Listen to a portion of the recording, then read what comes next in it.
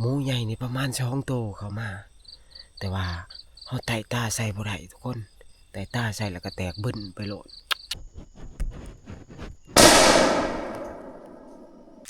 เรียบร้อยแล้วทุกคน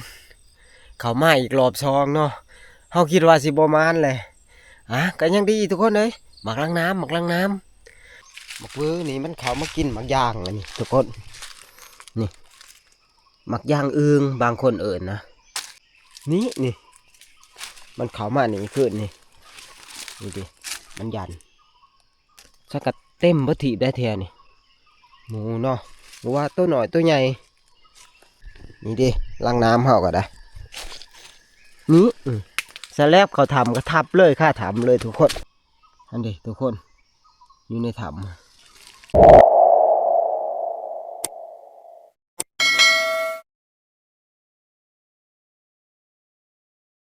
สบายดีตอนเช้าเนาะว่าสิเป็น FC ภายในและต่างประเทศแล้วก็ยินดีต้อนรับเข้าสู่ช่องพันจิตคนหากินมื้อนี้เฮาก็ยังอยู่ลำเชนวนคือเก่าทุกคนเอ้ยเป็นมื้อที่3แหละเป็นมื้อที่4แหละก็คืนที่3เนาะยังว่าคืนนี้ก็ไปนั่งห่างได้ทุกคนเอ้ยไปก็ซ้ำไปไล่มันคืนนี้ก็ได้เนาะบักเวอก็ได้บักเวอเป็น10เข้าบักได้ไก่เฮาไปซ่าโพดคืนนี้เนาะแต่ว่าเฮากับมานอยู่ได้คืนนี้เนาะพันท้องเพิ่นทับแมงล้างน้ำนะส่วนว่าปูป้าหน้าน้ำนี่ก็ถ้าพ่อเพิ่นไปย่ำมื้อเช้านี่ก็เปิ้พอสมควรทุกคนตอนนี้ก็พ่อใหญ่จ้อยเพิ่นก็กำลังขูดค้นบางล้างน้ำที่ว่าในพานไปนั่งห่างกับพันท้องเพิ่นคืนนี้พันท้องเพิ่นมานนะ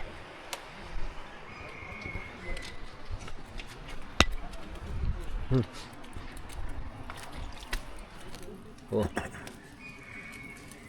ไข่แล้วลูกพันท้องแท้เป็นไดแขวเจ้าหันไข้แล้วโอ้ก็ปวดปันไดปวดอยู่น้อยนึงได้ยาดีเนาะนี่ปูปลาหน้าหนามเฮาก็ได้บางทีถือว่าถืออยู่พอสมควรทุกคนบางทีนี่ยุงไปเบิดด่างเฮาบ่ได้บ่เป็นทางใหญ่เนาะได้อยู่แน่นอนป่านนี้แล้วมื้อนี้สดได้ทุกคนนี่สดเนาะบ่คือว่านนี่เฮาไปใส่ไก่เอาน้ำบ่ทันเน่าค่ามึงทุกคนปลาคอใหญ่ก็ถือโทปลาคอใหญ่อันนี้พูดบัดนี้เฮาก็สิมาเข้าเวียกเข้างานเฮานี่แหละปลดปลานี่เร่งเนาะเร่งมือเพราะว่าเฮาก็ย่ามันเน่าแน่กะเพราอยากไปใส่แน่ในมื้อแรกพุ่นแหละไปใส่ก็ได้ไปก็ไปตะเวทแน่แหละเพราะว่าด่างเฮาก็ลายแน่นะคอยไปนอนคนเดียวได้คอยนะคอยนอนคนเดียวทั้งถับตะกั่วได้ตอนมาผับไปนอนมันมียังข่าว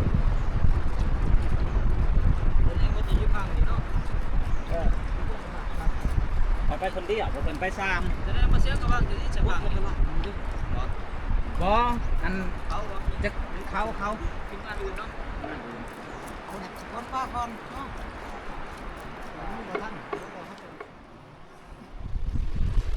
บ้านนี้การปิดป่าเฮาก็แล้วเบิดเลยเนาะยังเหลือแต่ว่าช้างด่างนี่แหละแต่ว่าตอนนี้ก็หิวเข่าเลยเพราะว่าก็ช่วยเลยเพื่อมาแต่รัดแต่กูก็ได้โอ้ยังว่าพี่มีแต่ใบใหม่เพราะว่ามันก็ถือร้ายแน่ด่างเฮานี่ก็จนหยุ่งไปเบิดเนาะก่อนสิเฮาสิได้ไปย่างด่างนี่เฮาก็ต้องได้สร้างเอาใบใหม่ออกก่อนนะเพราะว่ามันพันกันเนาะแต่ว่าเฮาไปย่างนี่มันก็ลำบากเด้เพื่อสิแล้วเนาะไปเบิ่งทีมงานเฮาเฮ็ดหยังกินแน่มื้อนี้หิวข้าวเลยเฮ็ดจังได๋คันไม่ทับนี่แหละปลาที่เฮาคั่วแล้วก็ขี่มันตัวนี้โอ้สิพาขี่สิพาขี่บอกค่อยรู้ว่าจะสิเฮ็ดกินบ่อันพอคั่วเฮา2คนน่ะเด้โอ้พันทองบ่พันทองครับอันนั้นพ่อใหญ่เราเฮ็ดโอ้อันนี้หันคือปิ้งล้างน้ำได้สิลาบบ่ล้างน้ำนี่หรือจังใดอยู่นี่พ่อใหญ่จ้อยบ่ปิ้งนี่ตุ๊เบิ่งตีเนื้อมันนี่โอ้ยเป็นแต่แซ่บอะลีปิ้งเนื้อแมงล้างน้ำเอาจังใดนี่เอาสำลาบ่ปิ้งนี่หรือสิเอาสุกสำลาก็ได้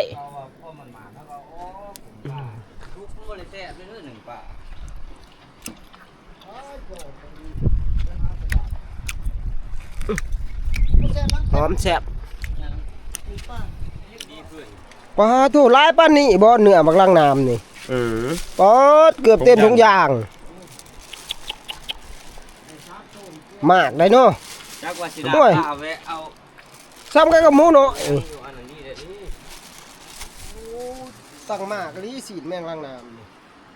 นี่ขาจังสิใส่เบิดเนาะ โอ้ย่างไว้ย่างตากแดดไว้เอง มักเกลือแล้วว่าพอ มาไปเลยโอ้โหเหี้ย มันจะบ่ปลา แดงงามแดงจำกำเลย ได้บ่ฟ้าอันนั้นนอกมันได้บ่มาเอามาย่างนอกมันย่างปลาไว้เนาะเปียกย่างกินนี่นะเปล่า ลังนึงขี่มันจะความสุกปานใดเด้อ ผ่านท้องแท้นี่เพิ่นกาเฮ็ดลาบเหนียวลาบเหนียวปลาโอ้คักเด้อโอ้ยมันสิกินอิ่มอยู่บ่นี่มันลาบน้อยแท้ในพาน อิ่มเฮ็ดให้อิ่มเลยนี่ บ่โอ้คือว่าแล้วมื้อนี้เฮาก็มีหลายเมนูเนี่ยเนาะเพิ่นยังจ้อยเพิ่นสิลาบอันลังน้ำบ่หรือจังใดเดี๋ยวนี้เห็นเพิ่นปิ้งอยู่ ว่าแต่ลาบข้าวคั่วเฮามีบ่ข้าวไหมเฮา โอ้ยหลายโพด ก็ลาบคนไหนลาบว่า ตับหวานนางนำโมเมนตับหวานดอกตับคมทุกคนเบิ้งสิลองเบิ้งก่อน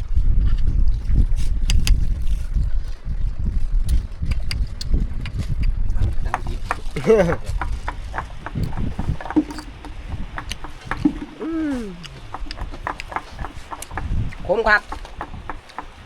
คมบริแสบคมคือเจียวบีนี่ตับคมตับคม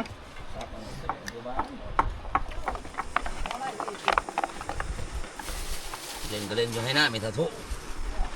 แล้วหาใหญ่ในปากเขา ส่วนถ้าพ่อเพิ่นกะสิก้อยอันแมงลังน้ำเนาะโอ้ขันมะนาวคักๆในกะคักอยู่ได้นี่เนื้อมันสดมันนิ่มดีเลยมันหอม ฮะ ซอยนางมันใส่โอ้ผักเขาผนามเฮ้ามือนี่อุดมสมบูรณ์มีหลายเมนูบ่ว่าสิเป็นลาบเหนียวปลาเนี่ยแล้วก็แกงเครื่องในล้างน้ำแล้วก็ก้อยหมักล้างน้ำพุ่นถ้าพ่อเรายังก้อยอยู่ โอ้ย โอ้ สมา เอาเบิ้งเอาเบิ้งเอาเบิ้ง จะดูตัวด้วยเนาะ โถคักอลีพันทองพันเห็ดนี่ ใครกลัวอย่างหนึ่ง เป็นไง ใครกลัวสันผ่าหน้าเกลืออยู่ ว้าย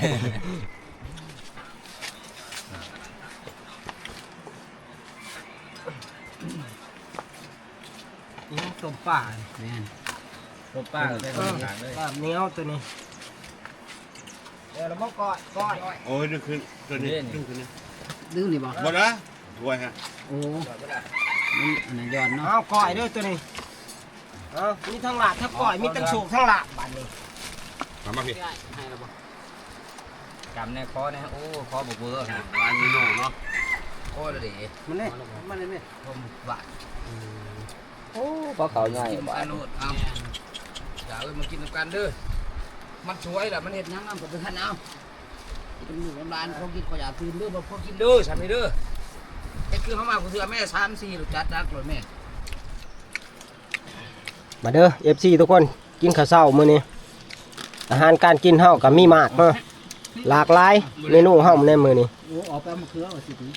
ก้อยล้างน้ำแน่ลาบป้าแน่แกงอันนั้นอีกแกงบักล้างน้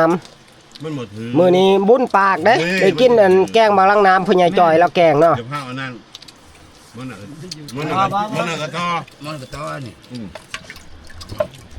มันนี่ก็โตบานนี่แน่นโป้งบาน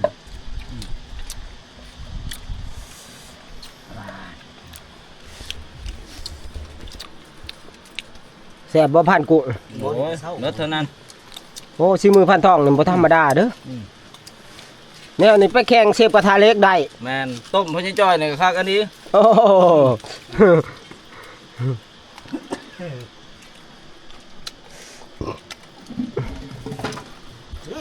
ยังยัง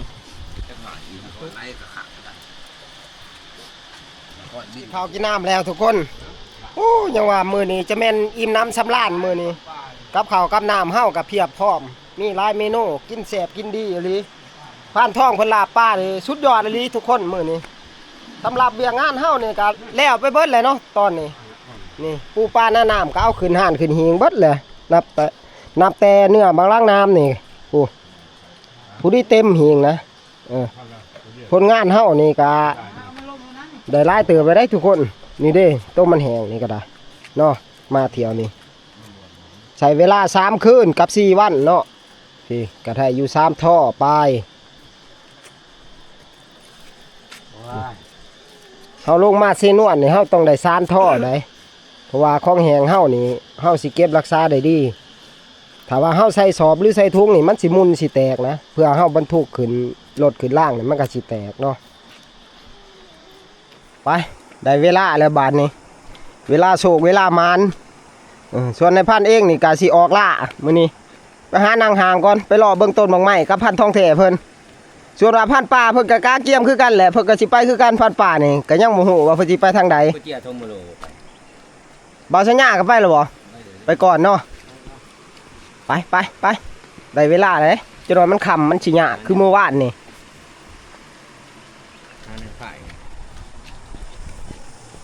มื้อนี้ออกไปแต่เว้นเนาะเมื่อวานนี้เฮาไปค่ำโพดเมื่อวานนี้ไปแล้วก็โคมมันคือเพิ่นเห็นนั่นแหละเมื่อวานนี้ไปมื้อนี้ลองไปเบิ่งกับในพันทองแท้มื้อนี้สิเป็นจังไดเนาะไปเบิ่งนํกันทุกคนการอยู่ทับเจ้าอยู่ทับเบิ่งเอามาเนี่ยโอ้น้องหมาเฮาก็ปวดเป็นปวดนะแต่ว่าอันเฮาบ่มีเวลาพามันไปแต่ไปนั่งห่างนี่แหละ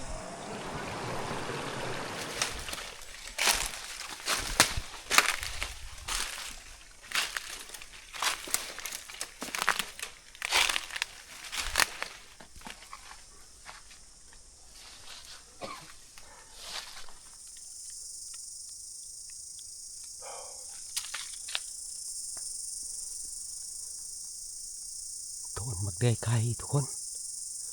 พอแล้วบัดนี้โ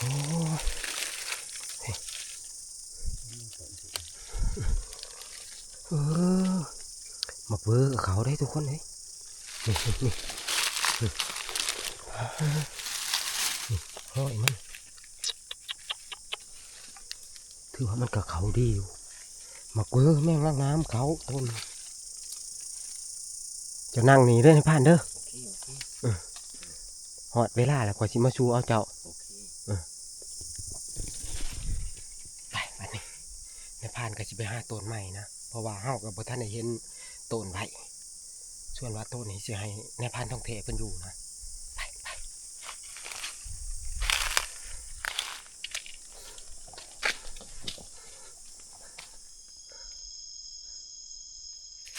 ค่ำแล้วทุกคนเลยโอ้ยเลาะหาบักใหม่กับจนค่ำเนาะหาให้พันท่องกับพ่อหาให้พันป่าได้แต่ว่าหาให้ตัวเองบ่ได้กับจนมืดจนค่ำว่ากับมาพอทุกคนนี่มันเป็นต้นบางอย่าง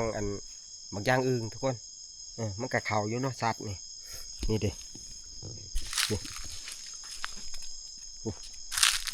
เป็นที่เบิดเนาะบ่ว่าสิเป็นบักเบือบางน้ำกับเขาได้แต่ว่าในผ่านบ่อยากลงไปตอกนะพอดีในผ่านก็สิขึ้นผูกอูเลยเนาะนี่ตัวนี้ในผ่านสิขึ้นผูกเนาะเทิงพุ่นแหละเนาะจะน้อยในผ่านขึ้นผูกอูก่อนเนาะ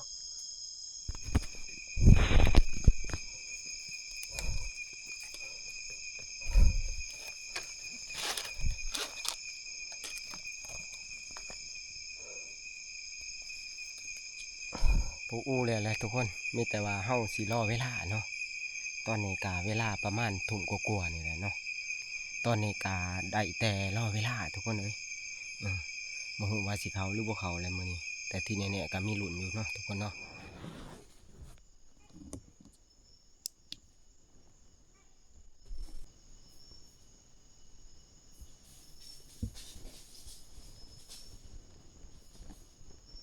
โอ้ยทุกคนเลยมักเบอร์ทุกคนตื่นไปแล้วในผ่านไต่ตาใส่วังหนึ่งนี่ ผาดจนได้ทุกคนเลยบักเวอร์ซุ่มเลยมันเข้ามาหลายโตเนาะทั้งลูกทั้งเต่ามันนะหมูใหญ่นี่ประมาณ2 โตเข้ามาแต่ว่าเขาไต่ตาใส่บ่ได้ทุกคนไต่ตาใส่แล้วก็แตกบึ้นไปโหลดหนาสิได้เลยทุกคนเลย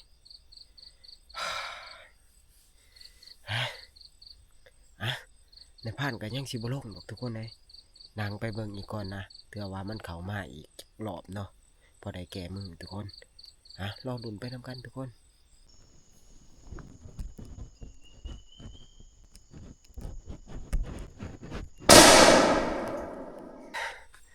เรียบร้อยเลยทุกคนเข้ามาอีกรอบ2เนาะเฮาคิดว่าสิบ่มานเลยก็ยังดีทุกคนเลยหมักล้างน้ำโอ้ยคิดว่าเบอร์เข้ามาได้เบิ่งนึงนี่โอ้ยล้างน้ำเข้ามานี่ก็เสียงแห้งได้ทุกคนขายกับเบอร์นะถือว่ามานแหละเอาเป็นว่ามื้อเช้าบ่แล้วจังสิลงไปเบิ่งเนาะเฮาบ่อยากลงไปกวนอันพื้นที่ดินนะแต่ว่ามื้อเช้าบ่แล้วเฮาจังมาเบิ่งผลงานเฮานะว่าสีน้อยสีใหญ่ปานใดแต่ว่าลงไปนี่ก็ยามมันได้กินเตือว่าหมู่มันเข้ามาทุกคนเอาไว้พอกันมื้อเช้าจังเบิ่งผลงานทุกคนอรุณสวัสดิ์เช้าวันใหม่ทุกคนโอ้ยยังว่าคืนนี้ก็น่าสิได้อีหลีทุกคนเอ้ยเดือดเป็นเดือดคืนนี้เนาะบักเวอร์เขาบ่ได้ทับทุกคนบักเวอร์เป็น10ผู้โอ้ยังว่านายศาสตร์นายเส้นอะไรทุกคนเอ้ยในผ่านไทยตาใช่แหละมันตื่นไปแต่การยังดีได้ทุกคนเอ้ยเฮากับมานหมักล้างน้ำเนาะแต้มหนึ่งดีกว่าเฮาบ่มานนะคืนนี้ก็ในผ่านก็บ่ได้ลงไปเบิ่งดอกมีแต่ว่าทับไว้แล้วก็ป้าหันเนาะยันว่าหมูมันเข้ามายันมันได้กินแน่โอ้ยสิได้ดีบักเวอร์นี่มีทั้งตัวน้อยตัวใหญ่ทุกคนเลยมันเข้ามานี่ระดับชั่วโมงกว่าเฉพาะลูกมันเข้ามานี่ก็หลายนาทีเลยลูกมันเข้ามานี่อันนับแล้วนี่ในผ่านชาเบิ่งเสียงนี่ก็ระดับ10 ปลายหมูนี่ประมาณ2 แม่เนาะเป็นแม่ลูกอ่อนมา2หมูนี่ใส่กระทั่วพถีบเลยมันกินแต่ว่าอันแม่มันก็เข้ามาน้ำลังพอดีในผ่านไต่ตาใส่มันแตกไปทุกคนนายอลีเนาะบอกเป็นยังทุกคนเลยบัดนี้เฮากะแจงหูแจงตาแล้วเฮาก็สิลงแต่อูเนาะคืนนี้ก็โอ้ยอากาศก็หนาวเพราะเท่านั้นทุกคนเลยดีเนี่ยแต่ถืออันสมนอนมานะแต่พอได้บรรเทาหนาวเนี่ยจังหน่อยไปบัดนี้เฮาลงไปเบิ่งผลงานของเฮาเนาะที่ว่าเฮามานในค่ำคืนมื้อนี้แหละเนาะไป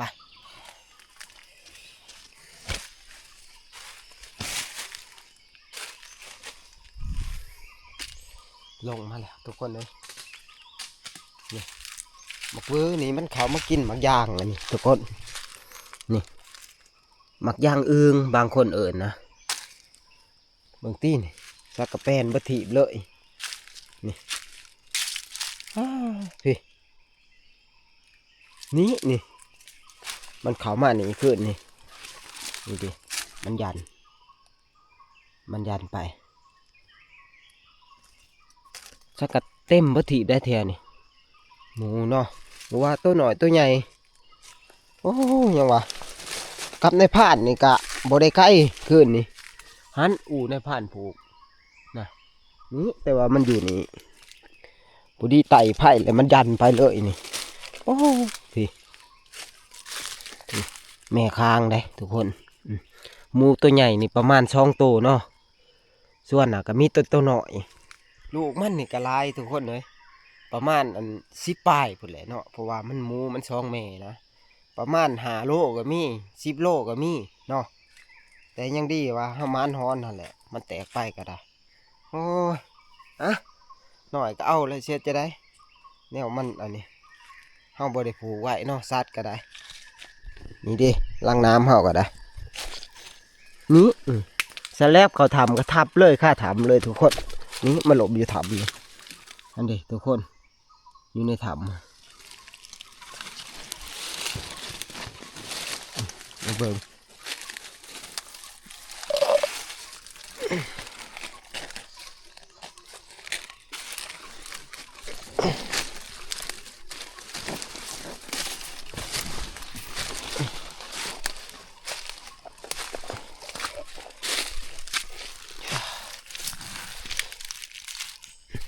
ล้างน้ำหน่อยที่ว่าพันทองมานเมื่อวานนี่ล้างน้ำใหญ่เลยทุกคนอันนี้มันโตฮ้อนอันนี้โมเมนต์โตหมินเนาะแต่ว่าก็มีคนแหลมคือกันนี่มีระบบเตือนภัยคือกันเนาะนี่ยามเพาะศัตรูหรือว่าผู้คนหรือว่าแตกตื่นนี่มันก็สิสั่นหางไงนี่แหละสัตว์ประเภทนี้สำหรับตีนมันนี่กะไข่ครึ่งกันเนาะอันเดียวกันโหลดกับอันตีนอันแมงล้างน้ำใหญ่นะตีนหมิ่นอันเดียวกันโหลดเนาะหน้าตาอย่างนี้ก็คือการเบิดเนาะเบิ่งจังหนึ่งกับไข่หนูสัตว์ตระกูลนี่กะตระกูลหนูแหละทุกคนแต่ว่าอันไปยังก็คืนส่วนมากสิไปยามเดือนมื้อนะถ้าว่าเดือนขึ้นนี่มันก็เศร้าหากินทุกคนเดือนมื้อนี่ออกหากินพวกนี้ถ้าว่าเดือนแจ้งบ่หรือว่าอันพระจันทร์ขึ้นแล้วก็แล้วเพิ่นก็เขาทำเขาหู้เบิดเนาะเพิ่นก็บ่ออกหากินได้ในเดือนแจ้งแตกต่างกับมินถ้าว่ามินนี่ก็เดือนแจ้งนี่ก็ออกหากินได้ประเภทฮ้อนนี่บ่ออกทุกคนไปบัดนี้เอาคืนทับไปถือก็ถือเนี่ยแก๊กสิถือจังไดมันเป็นน้ำนี่กันปักมือปักตีนนี่ก็ปวดว่าเท่านั้นนะเพิ่นนี่ยังมีผิดเนาะ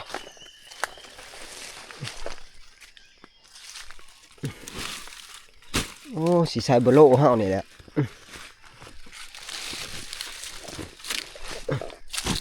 ดีเนี่ยถือบโลมานะ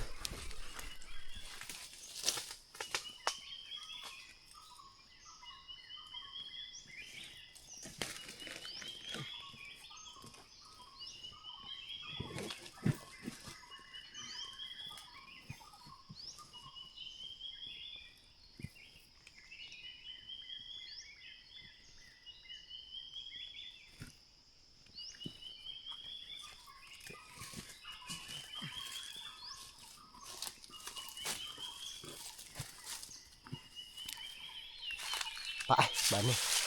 คือทับเฮาพันท้องเทในกาจักสีจังไรกับผ่านป่าเนาะเพิ่นก็นั่งต้นมักใกล้ๆได้จักเขาบ่เขาเนาะไปลุ่นเบิ่งเพิ่นอีกนะบางที่ก็เพิ่นก็สิมานก็บ่จักเนาะคือนี่กันในผ่านครับเพียแห้งก็รับแน่ยามบ่ได้ยินเสียงกระบังเพิ่นนะ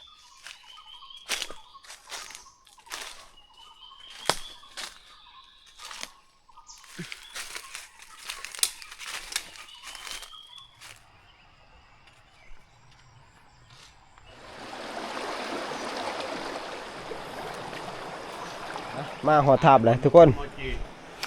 ส่วนว่าพันทองนี่ก็มาเลยมาแล้วไปใหม่บ่เห็นหยังเนาะ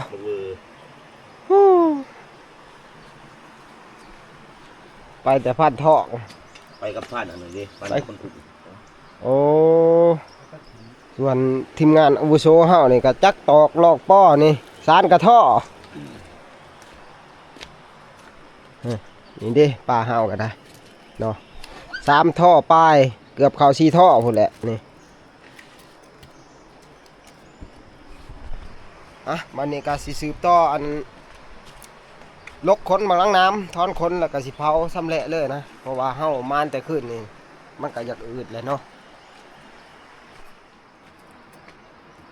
น้ำนี่ขึ้นบ่หยุดเนาะน้ำเนาะ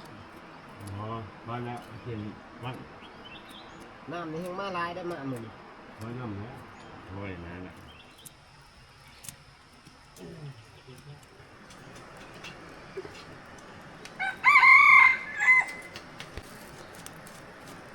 ไว้เท่าไร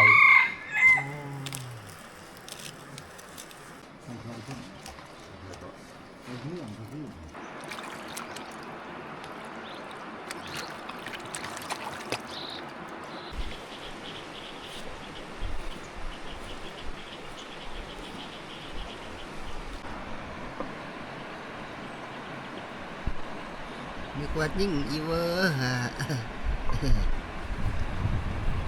พ่อใหญ่จอยเพิ่นซอยตะวานทุกคนโอ้เพิ่นก็พอแล้วได้พ่อใหญ่จอยนี่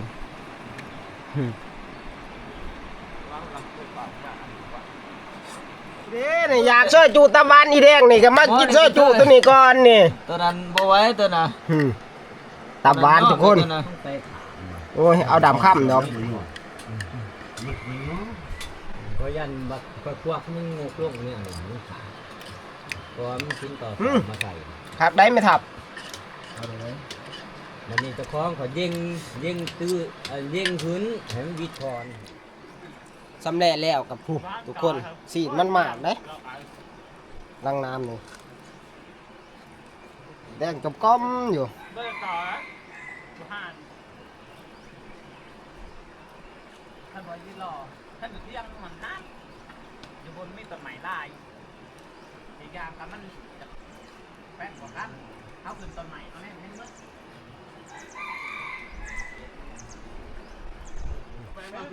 ประมาณนี้แหละทุกคนกระบอกร้ายประมาณ3 โลอันแม่งลังน้ำตัวนี้เนาะมันบ่ใหญ่พอปานใดมาแล้วบานนี้ทีมงานลงน้ำห้องกับมาแล้วจักถือจักบ่ถือไปเบิ่งน้ำกันทุกคน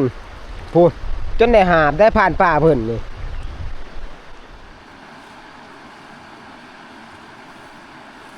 เนี่ย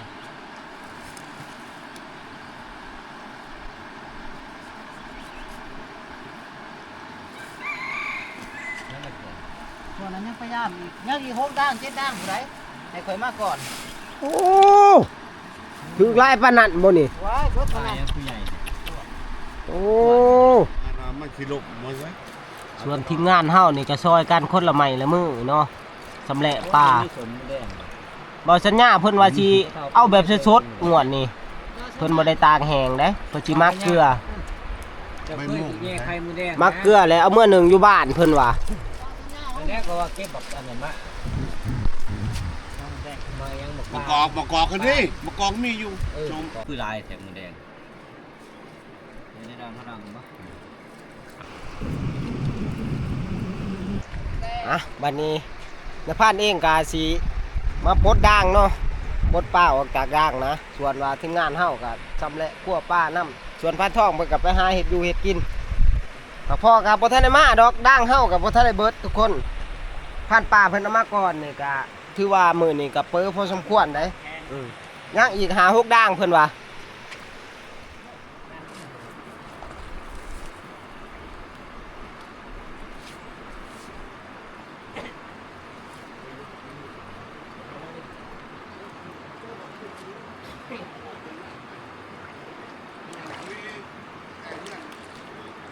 เป็นยางตามท่าคอยบ่เคยเห็นตามาคือตามท่าเราเห็นตาคาน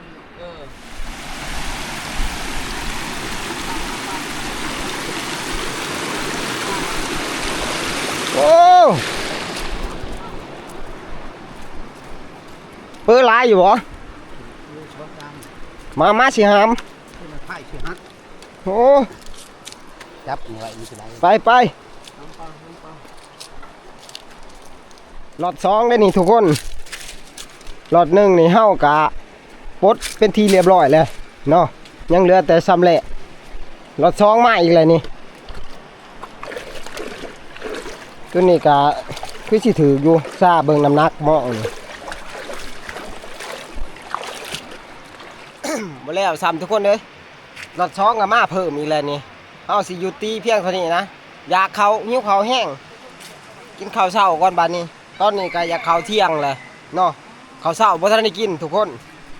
ไปทีมงานเพิ่นเฮ็ดหยังกินมื้อนี้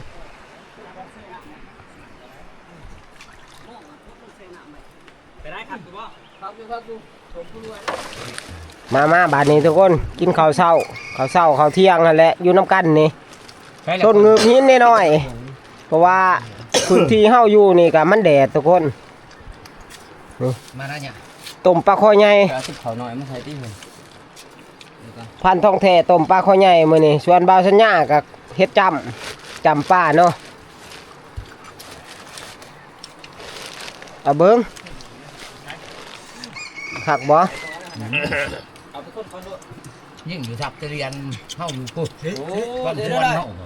โอ้ ยิ่ง รถมาเอารถหมด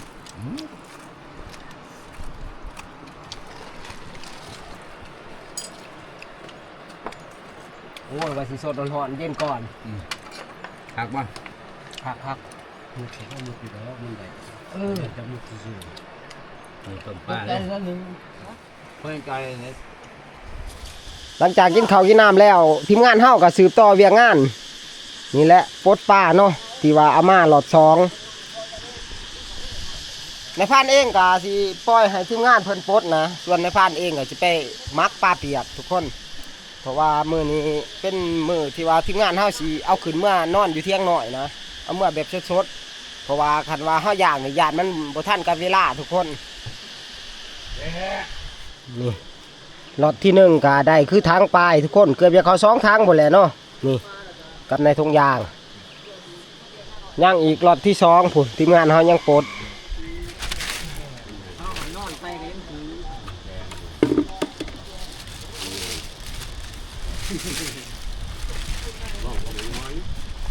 ก็ใส่กระดิ่งตา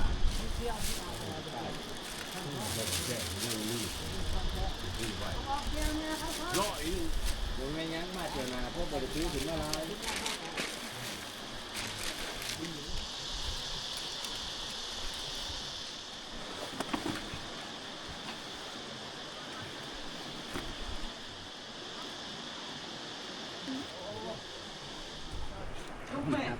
เอาบ้านนี้เวียกงานเฮาก็สำเร็จเบิดแล้วเนาะว่าสิเป็นการมักปลาหรือว่าการเก็บด่างกู้ด่างปลาเฮานี่ก็ได้คือถังใหญ่หนึ่งกับถังกลางหนึ่งเนาะรวมกันแล้วก็2ถังทุกคน ส่วนว่าทีมงานเฮานี่ก็เก็บ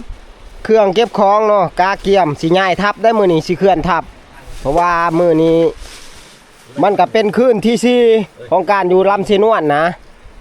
ทางทีมงานว่าตกลงกันว่าสิย้ายทับมื้อนี้ย้ายเมื่อเที่ยงหน้าน้อยเฮาพุ่นแหละเนาะว่าสิเดียวฮอดบ้านก็บ่ฮอดมื้อนี้